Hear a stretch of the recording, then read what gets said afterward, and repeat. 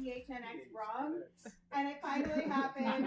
First game back from the All-Star break, we were already struggling. Why all of a sudden did you get worried you were going to say it wrong? Like literally 3 weeks ago, I was just like, I don't know why. It's not started flowing off the developing the tongue. yips already. It just got into my head. I gotta work through this mental blockage, you guys. But welcome in to the PHNX Suns pregame show, brought to you by our friends at the DraftKings Sportsbook app, America's top-rated sportsbook app. Don't forget to hit that like button, subscribe, and turn on notifications so that you know whenever we are live. I'm Lindsey. That's Saul. That's Gerald. That's Espo. You guys happy to have basketball back? Apparently there's something wrong with our mics, so maybe they're all plugged in. Oh, thank God! Hey, No, nobody heard. Screw that up. Oh, wonderful. All the mics are plugged in. Okay. Now, hold on. Can you guys Is hear the us board now? plugged into the computer? Maybe. Same. Can you? This is fun. Mics and Point Book is here. Okay, so we can hear. It looks like us. we're good to go now. All Alright. Alright. Well, welcome to the PHNX. Yeah, we can, but barely. That's Okay. weird. Okay, we'll just keep going. I'll Well, turn this you is guys all the way interesting. up. Leah's gonna work on it. What about Sorry, apologies for the technical difficulties, but we're gonna try and power through this a little bit as Leah tries to work on it on the back end of things. And we'll talk a little bit louder if we can. So tonight it's the Phoenix Suns and the Oklahoma City Thunder. Of course, no Chris Paul tonight. And the question on everyone's mind was, who's going to replace CP3 in the starting lineup tonight? And we just got the word, it's Cam Johnson. Cam. Oh, sorry. That's your line. I got the line. Sorry. Go ahead, Saul. You can do it. No, I don't want to do it anymore. He's mad now. No, I don't want to do it. No. Nobody can hear us. It doesn't matter. So. How are you gonna steal my bit? That doesn't even make sense. It's so fucking aggravating. Because Am I supposed to now say the Phoenix Suns are the big team in the NBA? You've done that a bunch. Oh my God. You've done that a bunch. So we get Point Book tonight. That's Yeah. fun. Point Book lineups. We were wondering how often we might see this, and I think with campaign out, they don't want to go with Aaron Holiday or Elfrid Payton. Monty said before the game that they don't want to overwhelm Aaron Holiday, and he said something interesting about Payton that we'll play the clip in a little bit. But yeah, I feel like this is kind of exciting, but also I know that some people are a little hesitant about Point Book because it puts extra wear and tear on his body. So just curious what your guys' thoughts are on going with Point Book in this instance. You know what? You might as well put your best lineup out there, and that's when, having Cam out there and letting Book play some point is going to be your best chance to win. And they're going to experiment with a lot of lineups. Like, this is first game they're going this way. That maybe they grow a little bit more comfortable with Aaron Holiday over the next week, and he becomes the starter at point guard at some point. I mean, we've got to remember, Aaron Holiday is 2 games into his Phoenix Suns career, and then it was 2 games and then a 7-day break. So you got to keep that in mind. I mean, that's part of this. I think is just not being fully familiar or fully in sync with Holiday. I'm just distracted by this. I know. I'm literally chatting with them right now, trying to get this figured out because some people can. Tashi said they can hear us just fine, but we've got Sundaris and Jew and Manny. They can't really hear it. So we'll just maybe repeat some things a little bit later on. Oh, wait, I'm that's sure video. Espo's producing facts right now. Manny right. says Espo sounds like Chewy. Espo chewing. Man, this is a We rough should just start. mime this whole show. Yeah, so Tashi said they can hear everybody, so I don't know what to say. I don't know what to say either. I But- guess we gotta talk really, really loud. Does that help at all? I don't know. Everybody over to Tashi's Yeah, we house. do have So a video. Summer, as Dunk said, he So- can hear me, but not anyone else. I would try to I play can a video. barely hear, so but I it's can not restart coming it. through ASMR up in here. All right, well, we're just gonna keep going and hopefully Let's go ahead and play a video so we can reset the whole. play a video. Yeah, play a video. Okay, well, here's Monty talking about the whole point guard situation and not wanting to overwhelm the reserves. So let's play that.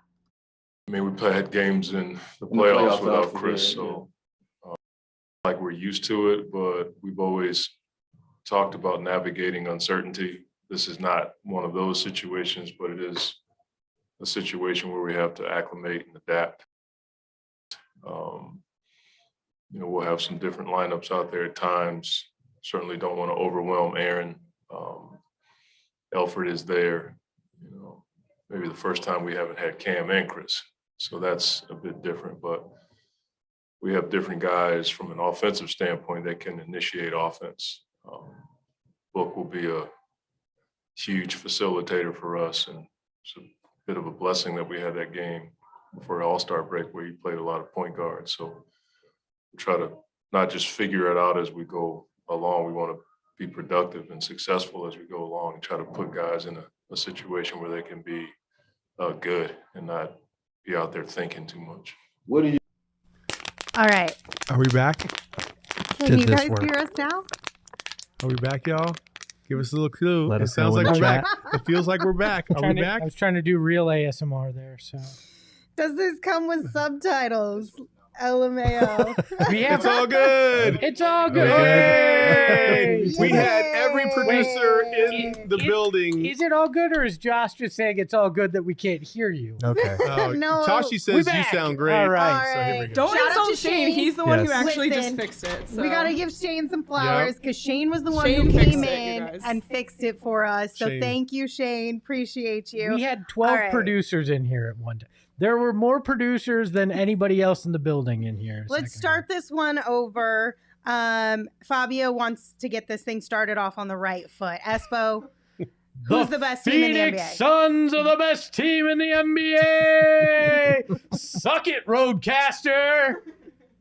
And of course, we're going to start this completely over. So it's the Phoenix Suns taking on the Oklahoma City Thunder.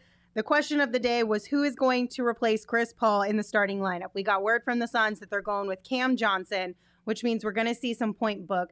You guys already kind of expressed how you felt about it, but one more time for the people tuning in. How do you feel about this?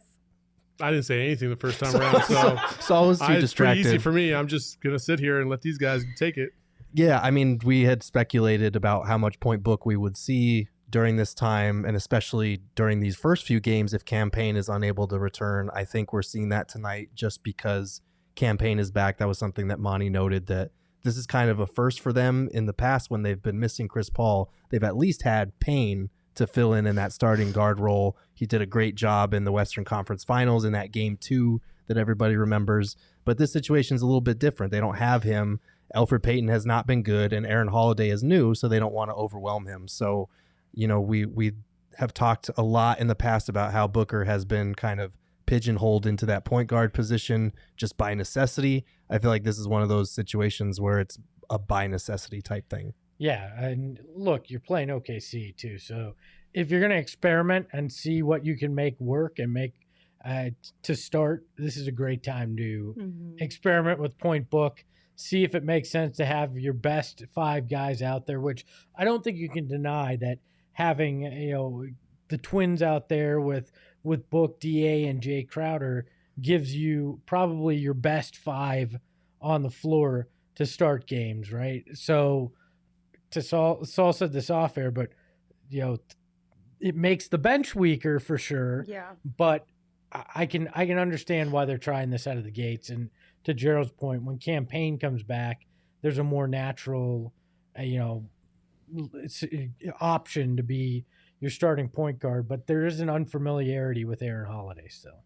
So in 3 career games, 1 regular season, 2 postseason, Devin Booker is averaging 32 points on 47.2 field goal percentage, 47.4 3-point percentage, 7.3 rebounds, and 8 assists when Chris Paul is unable to play. So obviously it's a very small sample size, but within the sample size that we do have, he does step up in those moments and really puts this team on his shoulders. And then we also have to remember, too, I know it's been a little while. You know how much I love streaks. Mikal Bridges has scored 10 or more points in a career-long 11 straight games entering into tonight's game, averaging 19.4 points on 61.5 field goal percentage and also snagging 5.5 rebounds over those 11 games. So those two at least they've got a good rhythm. It'll be interesting to kind of see how Cam Johnson sort of inserts himself into that starting lineup. And then, like you guys were saying, who's the offensive firepower off the bench now? Because that was one of the biggest things that we talked about when asking the question, should Cam start over Jay? Was a lot of the concern was, okay, where's the offense off the bench now if Cam comes into that starting unit? Landry Shamet. You're going to need big things from Shamet. And this was another thing I wrote about during the All-Star break was coming off that ankle injury, coming off a pretty disastrous first stint with the Suns.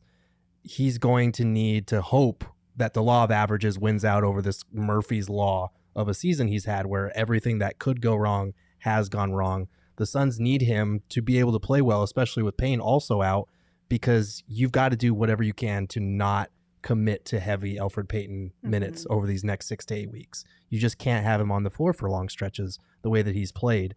So you're really hoping that a career 39% shooter can finally start hitting shots, that he's taken the appropriate amount of time to come back from this ankle injury, and that he can just give you some depth. Monty said that in the meantime, with these 2 guys out, they need to rely on their depth. Shamet is a part of that, like it or not, and he's just got to play better than he has so far.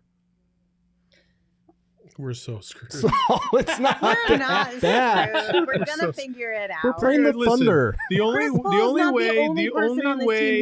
only way you make this work is if you, and I'm sure this is what Monty's going to do. He's going to, space the starting 5 out so that way the bench isn't as much of a detriment as it's probably going to be. You can't have Elfrid Payton and Shamet on the court at the same time. Well, no, it'd be Holiday and Shamet most likely. But I mean, I'm okay with Holiday. But again, I appreciate the effort, Gerald, in your article, and hoping that the worst is behind him. But outside of injury, everything is his own doing.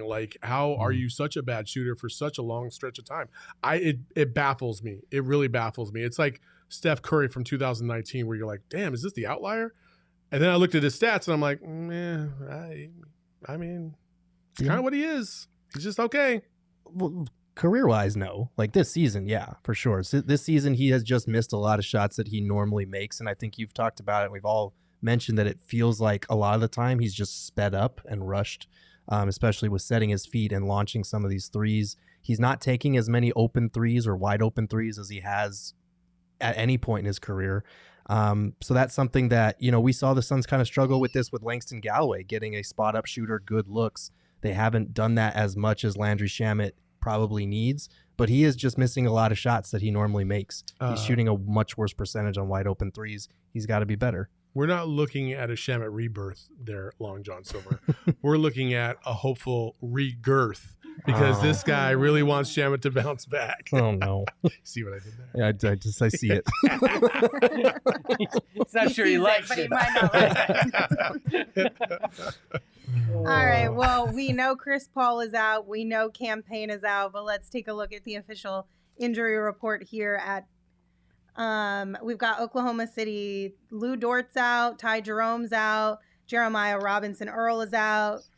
Kenrick Williams is also out. So they're missing quite a few people over on the Thunder side of things. Every time I see Dort's first name, I just read it as Lugnuts. Lug- I don't know why. Why? Oh. I just, Lugnuts Dort. Oh, Dort. the Sun Devil disrespect on this podcast. It has nothing to do with Has nothing That's to do with legit the how I Sun read it. I don't know why. I mean, Plus, I'm so I get sad. No Ty Jerome revenge game tonight. So Ty Jerome might be the best guard on the court tonight. He's not playing he's tonight. on the. No, but I'm saying if he had If he been was playing, on. he might have been. Oh, yeah. So that's good. No And Ty then, Jerome revenge game. We almost had to add Monty Williams to this report. Not because he was injured, but because he almost didn't make the game. No Yeah. regrets. Oh, boy. Meadow Mike. in the Meadow chat. Mike, that's Hashtag awesome. no regrets. Yeah, and Monty had no regrets about having to drive from Houston up to OKC tonight. He went home, spent some time in Texas, got some fishing in, which is as I think that's Monty's happy place. It is. is fishing. Absolutely. So he did that. Drove the 7.5 hours to get up to OKC because he couldn't fly back yesterday for the practice. I don't even know why I'm bothered. I You were- know. you were trying. Lindsey was together. Lindsey was trying to keep us on course, and then Espo tried to pick up And then the chat slack, took over. and then we got a Hold girthquake in it the together, chat. Saul. Gerald always shaking things up. Call that a girthquake. I mean, it is funny. That's funny. It is funny. Oh man. All right, one of you two try and pick up where Espo and I left off because we are not successful here. So go ahead, one of you two take it. I love you guys too, but damn this nickname to hell. It's You never going realize away. if you keep saying this, Um, they're going to come up with something I know, worse. I know. right? It's it keeps feeding itself. Anyway, No, Monty. Saul keeps feeding it. Well, it's a machine that keeps eating its own tail. I did not start it at all. I wasn't even here when it started. So Anyway. Chris Douglas, this is like the dad's joke segment of the All-Star Weekend. It really is. Anyway, Monty had to drive in because there were some flights canceled with the storms down in Houston, and so he had to drive from Houston to OKC, which is like a 7-hour drive. Last night, he said he got in at like 10:30, 11 p.m. He missed yesterday's practice, but he did say they had a spirited practice, and thanks to the leadership that they have on this team, they were able to have their practice and not miss a beat without him. So that's good, at least. that's a long drive, It is. and it's icy, especially once you get to the northern part of Texas. It's sneaky icy, and oh man, I do not envy that at all. Oh no, Tracy. Bro, earmuffs, sweetheart.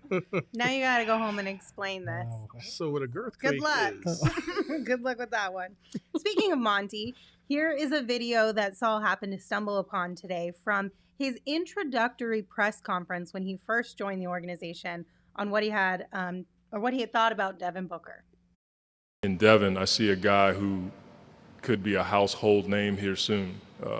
He reminds me so much of a Brandon Roy, who I coached in Portland. And at the time, Brandon, Dwayne Wade, and Kobe Bryant, when we were in Portland, they were running the league.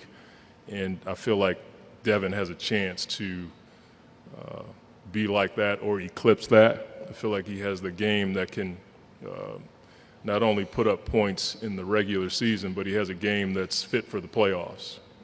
You know, last year in the Western Conference Finals, you got a glimpse of Devin Booker without Chris Paul, and he had a triple-double in Game 1 against the Clippers, over 40 points, had a phenomenal, probably his best game as a Sun. And there's been a lot of chatter about what are the Suns going to do without Chris Paul, and we've said it at length. We've beat this horse dead already in a week, that the Suns or the Devin Booker's opportunity to really put his stamp on the MVP race is right now. Mm-hmm. He's probably not going to have a better opportunity. Well, he definitely has not had a better opportunity than right now, because everybody's thought Chris Paul is the straw that's stirred the Suns' drink. And Devin Booker has been a part of this franchise for so long. It's time. Like I feel it in my bones that he is going to show out, and he's really going to, and he's not going to play above and beyond what he needs to do. And I think Devin's learned that through his career. It's like there's been times where he's tried too hard and it has not paid off. But I feel like now he understands, like, he can still play within himself, do the things he needs to do, get others incorporated into the offense at a higher level, And that game one, I feel like, is what he's going to kind of look back at and say, you know what? I didn't force the issue in that game, had a phenomenal game. This is the way I expect Devin Booker to play from this point forward. 24 games left. A lot of people talking about, can he actually win the MVP? If he averages, I'm going to say, if he averages 38 and 6, I think he's right there. I think he is the MVP if he averages 38 and 6. And they keep or extend the kind of lead that they have, because it seems like everybody expects this team to falter just simply because Chris Paul isn't there, and that he was the MVP candidate on this team. I mean, Booker hasn't been listed in MVP ladder on NBA.com or on other lists. I think he's going to vault himself into this, and he plays Giannis, Embiid, Steph, and Jokic all in these last 24 games. The four guys that are the four horsemen of this MVP race. If he outplays them in head-to-head matchups and has a great run in 24 games. To be clear, I meant what Phoenix Risers said in the first part. 30 points, 8 assists, 6 rebounds. Okay. Not 38 points and 6. Yeah, if he averages 38 and 6, if they don't get the MVP to him, if he averages 45 and 10. If he has 38 points and 6 assists or rebounds a game, I think he'll be in the conversation. Whichever one. 38 one or the other. and 6. Yes. Okay. Yes. Punctuation is important, kids. That's why I said he would be right there in the conversation. 38 and 6. Yes, he would. I think he would should be win too. the MVP Yeah. easily. Thank you. I think it's interesting that, like, to this point, if you ask anybody who's the MVP, they're going to tell you it's either Joel Embiid, Nikola Jokic, or Giannis, and then Steph is usually in that conversation as well. It's interesting that Devin Booker's never brought up in this, because as much as those other guys' individual numbers are better, the Suns are 13 games ahead of the Sixers. They're 13 games ahead of the Bucks. They're 15 games ahead of the Nuggets. Like, at some point that has to matter, and I feel like now that Chris Paul is out, if he continues to put up big numbers and the Suns keep, plowing ahead at the pace that they're on, I feel like he does have enough time. 24 games isn't a lot, but it's enough time to at least make a push and make it a conversation. It is weird, having two MVPs, we've talked about this before, they kind of cancel each other out, but like at some point the Suns' just massive margin on everybody else has to matter to some degree in this conversation. The only reason why I didn't in the first place is just because, like I said before, Chris Paul and Devin Booker basically neutralized each other out. Whereas you look at those other teams, sure, Giannis has Middleton and Drew Holiday, I guess, but nobody really views those guys as like superstars. Giannis is the guy, right? And then you look at Steph Curry for the longest time without Klay Thompson. They have Draymond Green, sure, but like Steph Curry's, he's the thing that makes them go.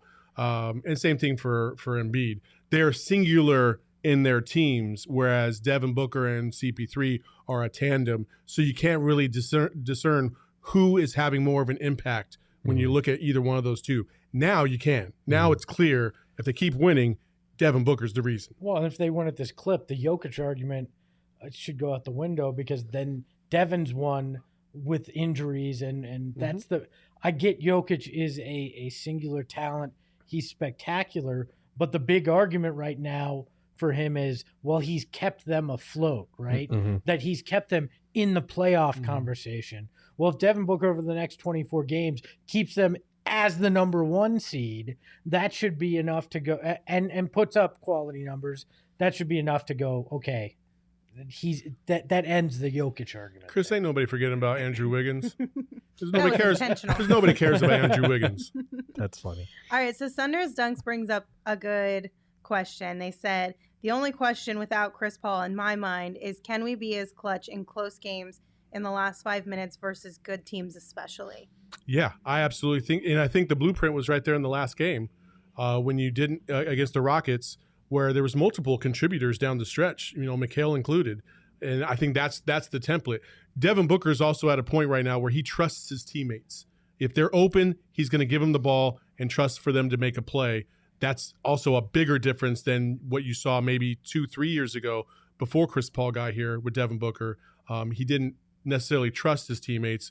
I mean, I wouldn't have either, not back then. But now you got some legit dudes that are surrounding you that can come through in the clutch. Right. And I think the Suns won't be as just inevitable in crunch time as they are with Chris Paul, because when you lose a player like that, it's not going to be as automatic. But Devin Booker's shooting 63% in the clutch this season. Mikal Bridges, 58% in the clutch. Jay Crowder, 40% from three. And those three guys are just behind Chris Paul in terms of total plus minus in the clutch. So they have guys that know how to operate in those situations, even without Chris Paul. They do have the pieces to get it done still. And Book is averaging 75% from mid-range, I believe, in the clutch. So a lot of those mid-range shots that Chris was hitting in the clutch, you may get out of Devin Booker if they can run similar plays. So. Yep. Yeah, so in theory, we should be okay. In theory, they should be better. In theory, we should be totally totally better. So much more better. All right, Espo, tell us what our friends over at the DraftKings Sportsbook app think about tonight's matchup. Oh, they think this is a big Suns win. They have them as a 10.5-point favorite over OKC. Damn. I think it's a little high. We'll get to our picks, but like it's pretty high. And this went up. It was 10 earlier in the day, so this went up a half a point since then. So lots of confidence in the Suns, despite having to roll out a new starting lineup and figure out what their bench is going to look like. Yeah, I don't know about that one. I definitely didn't. My pick is not that high. So let's take a look at our picks. I personally have Suns by 5, just because I feel like there's going to be a little bit of growing pains with figuring this one out. But overall, still a win. Yeah, I've got Suns by 6. I feel like I thought I saw the line was at like 10 earlier today, so 6 felt conservative. The Thunder have played them relatively well in one of the 2 games, so I feel like this might be more competitive than we're giving OKC credit for, but, you know, I guess we'll see. Saul? Oh, yeah, Suns by 7. Cool. Espo, I'm a little disappointed that you didn't pick 8, only because the 3 of ours were in and you came in with the final pick and you could have gone 8. Why would I? Just to make it look nice. But I know they're going to win by 9, so why would I have said 8? Just for the sake of we're gonna hold them to that in this show. I know. I hope they win by 8 now. I really do. That'd be hilarious. I really hope they win by 8 now. So, yeah, I think 10.5 is just a bit much. It feels high. All right, so Fabio has Suns by 15, Thunderous Dunk, Suns by 12, Phoenix Riser, Suns by 20. So I guess we'll find out here shortly. Who you guys got for the first bucket? Thunderous Dunk says DA. I like Fabio DA. has Shamet sgoing 25, so he's null and void on what his pick was there. I figured I would leave that one on. First bucket, I'm going to go Book. Well, I'm clearly going with Jay Crowder because of what I'm wearing today. Very nice. Yeah, Saul's rocking all Jay Crowder merch right now. Crowder's Cash Club. If you like the front of that, you should see the back of that outfit. Oh, yeah, it's tight. And that's not a Saul comment. That's actually the design on the back. Well, show the no, people, he does Saul. not need to do that. Show the people, Saul. My ass. Sorry. But that is an impressive outfit. I'll say that for it. Okay, last thing, since we're talking about clothing. Did you guys see the campaign drop? Yes. Mm-hmm. What are your thoughts on it? I like it, but I don't like it. I like the design, but I'm always conflicted when, like, why do it with the team? There's something about that I'm like, I'd rather support the player and their endeavor than the team. Like, there's just something that I don't like about that. That's just my 2 cents, though. I get that. Yeah, why didn't he do it with PHNX? You know what I mean? Well, maybe you should have asked sooner. Damn, I didn't think about Way that. to go, You should have Espo. asked. I will say I do like the logo, how it's just like the spray paint dot. Mm-hmm. I thought that was kind of a cool take I love on the it. message on it too about, don't stop dreaming. Like, Mhm. that's, if there's anything that kind of encapsulates Cam, it's that. I mean, the guy didn't give up on his basketball dream. He said, if these NBA people don't see value in me, I'll keep going overseas and hopefully somebody will see it. I mean, he was in China playing before he got the bubble call, so it fits him perfectly. So I'm down for it. So we've had a couple of people in the chat ask us if we saw the jerseys that were leaked earlier this week. Do we want to get into that right now? No, I was going to say we can discuss during the game if we want to talk about it or not. Yeah, we'll talk about it. And There's maybe some thoughts. post game we'll share some thoughts on those things that came out on social media, how we feel about the potential of these becoming jerseys for the next couple years. Let me say this, I'm getting sick of leak culture. I hate leak culture. It ruins And I can't get a confirmation 100% if these are real or not. So let's We'll start there. save it for later. But leak culture drives me nuts. It ruins a lot of things.